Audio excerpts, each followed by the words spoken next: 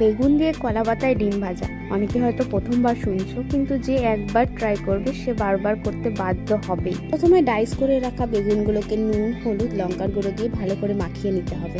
আর হ্যাঁ, main ingredient কলা পাতা, যেটা ছাড়া এই রান্নাটা একদম অসম্পূর্ণ। কলা পাতাটাকে ভালো করে মুছে নিয়ে তারপরে তেল মাখিয়ে তার মধ্যে বেগুনগুলো ভালো করে সাজিয়ে নিতে হবে। আর একটা বাটিতে নুন, হলুদ, লঙ্কার গুঁড়ো মিক্স করে গোটা ডিম, সেদ্ধ ডিমটাকে হাফ করে কেটে তাতে ভালো করে মাখিয়ে নিয়ে এবার সাজিয়ে দিতে হবে সেই কলা পাতাতেই, সাইড দিয়ে সুন্দর করে যে কটা ডিম থাকবে সেই অনুযায়ী সাজিয়ে দেবে।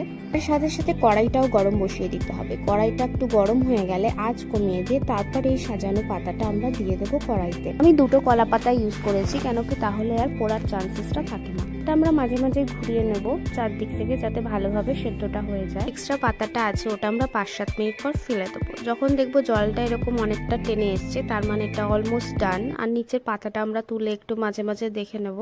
যখন দেখবো নিচে দাগ লেগে গেছে, তার মানে এটা নামানোর টাইম এসে গেছে, মানে এক সাইডে ভাজা কমপ্লিট।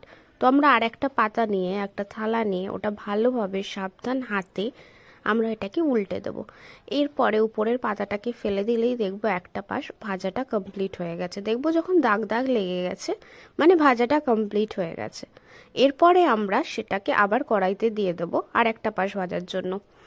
আর কিছুটা তেল, সর্ষের তেল ভালোভাবে চারদিক থেকে ছড়িয়ে দেবো। একটা ছোট্ট টিপস, যতটা পারবে ঢাকা দিয়ে করো, কেন কি ডিম অনেক সময় ফাটে, তো চোখে মুখে ছিটে আসতে পারে।